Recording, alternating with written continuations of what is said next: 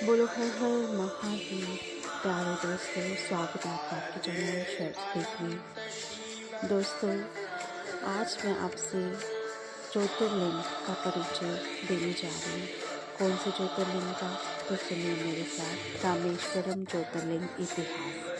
जी हाँ दोस्तों, यदि आपने मेरे चैनल पर 12 ज्योतिर्लिंग जो कि हैं, उनकी मैंने एक एक ज्योतिर्लिंग पर भी वीडियोस बनाई है। आप उनके बारे में भी जानकारी प्राप्त कर सकते हैं इस चैनल को सब्सक्राइब करके। तो चलिए दोस्तों, आज मैं आपसे शेयर करने जा रही हूँ रामेश्वरम ज्योतिर्लिंग कैसे बना, इसके पीछे क्या कथा है और यात्रा की जानकारी भी आपको उपलब्ध की जाएगी। तो बने रहिए, वीडियो को अंत तक देखिए और सुनिए। तो दोस्तों, रामेश्वरम ज्योतिर्लिंग भगवान शिव के 12 ज्योतिर्लिंगों में से 7वां ज्योतिर्लिंग है। ये तमिलनाडु के रमनाथपुरम जिले में है। समुद्र के बीच स्थित रामेश्वरम द्वीप पर विराजमान है। ये एकमात्र ज्योतिर्लिंग है जिसकी स्थापना भगवान श्री राम ने स्वयं की थी। दोस्तों, कहा जाता है पार्वती माता क्या कहती हैं भगवान भोलेनाथ जी के साथ, उनसे बैठी होती हैं और बात करते हैं, स्वामी ये कौन सा धाम है जहाँ स्वयं विष्णु ने शिव की पूजा की? तो शिव जी कहते हैं, देवी यही वह स्थान है जहाँ भक्ति में मर्यादा पाई और राम ने मुझे रामेश्वर बनाया। जी हाँ दोस्तों, अब रामेश्वरम ज्योतिर्लिंग की पूर्ण कथा क्या है, जरा ध्यान से सुनो। लंका विजय के बाद भगवान श्री राम ने रावण वध किया। दोस्तों, आप तो जानते ही हैं। हालांकि रावण अत्याचारी था और वह ब्राह्मण था। इस कारण श्री राम ब्रह्म हत्या दोष से ग्रस्त हो गए। दोष से मुक्ति के लिए ऋषियों ने उन्हें भगवान शिव की पूजा का सुझाव भी दिया। शिवलिंग की स्थापना किस प्रकार से हुई? होता क्या है कि श्री राम जी ने माता सीता से शिवलिंग लाने को कहा। समय कम था, इसलिए हनुमान जी के आने से पहले सीता जी ने रेत से शिवलिंग बनाया। वही शिवलिंग आज रामेश्वरम ज्योतिर्लिंग कहलाता है। जब हनुमान जी काशी से शिवलिंग लेकर पहुंचे तो उन्हें बहुत दुख हुआ। उन्होंने देखा ये तो माँ पहले ही बना बैठी हुई है। श्री राम ने दोनों को मान दिया। रेत का लिंग रामनाथ स्वामी यानी कि मुख्य ज्योतिर्लिंग कहलाया जाता है और काशी लिंग जो है वो विश्वनाथ लिंग कहा जाता है। आज भी पहले हनुमान द्वारा लाए लिंग की और फिर ज्योतिर्लिंग की पूजा की जाती है। जी हाँ दोस्तों, अब इस ज्योतिर्लिंग से जुड़े कुछ रहस्य हैं।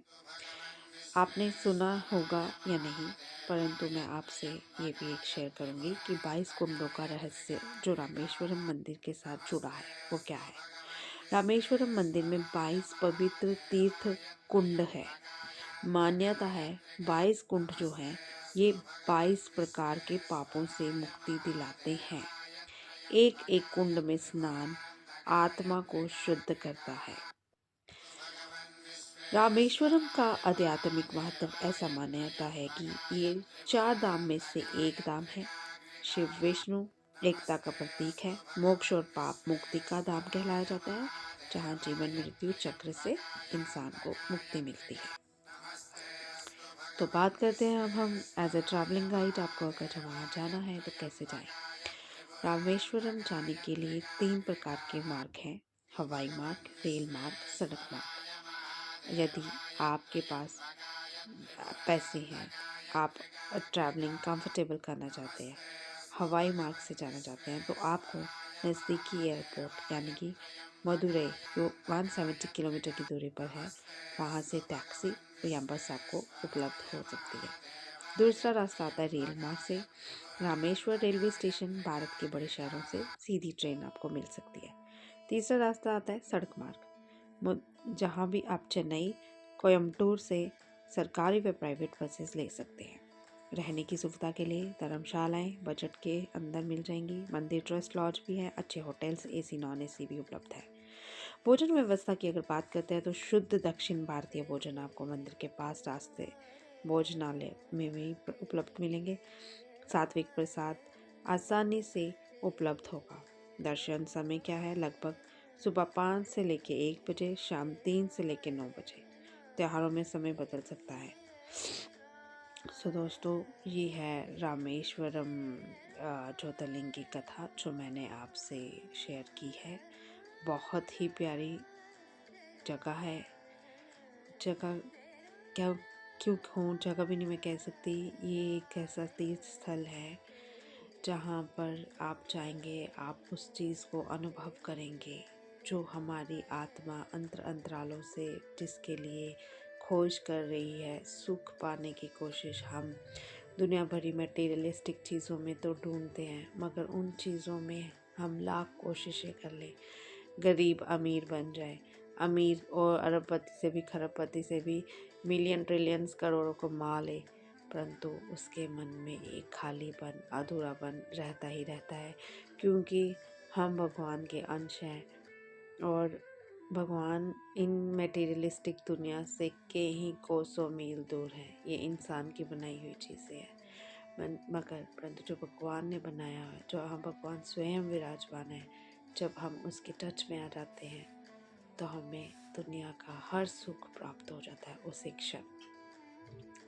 दोस्तों, मैं हर इंसान को जो भी ये वीडियो सुन रहा है या वो अपने दोस्तों को जो भी शेयर करेगा, आप सबको मेरी एक ही राय है, जीवन में पहले अपने जीवन की जिम्मेदारियां जो हैं गृहस्थ, उन्हें ज़रूर निभाइएगा।